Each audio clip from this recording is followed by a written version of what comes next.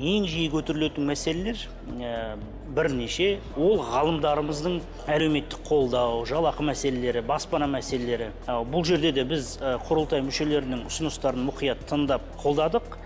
Қабылданып жатқан жаңа заң, ғылым және технологиялық саясат туралы заңның ішінде арнайы бөлек бағыт енді ғалымдарымыздың қолдауы, мысалы академиялық лауазымдарға, ғылыми лауазымдарға қосалқы төлемдер көзделген.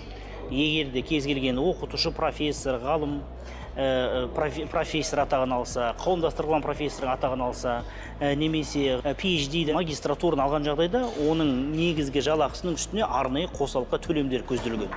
Баспанаға қатысты бөлек арнайы бағыт сол заңның ішінде, заң жобасының ішінде сәуір айында, келесі айда қабылданады деп жоспарлануда. Сондықтан біз сол заңды күтпей-ақ, министрлік былтыр желтоқсан айынан отбасы банкімен бірігіп, жас ғалымдарымызға, 40 жасқа дейін ғалымдарымызға арнайы жеңілдетілген несиелер беруге шешім қабылдадық.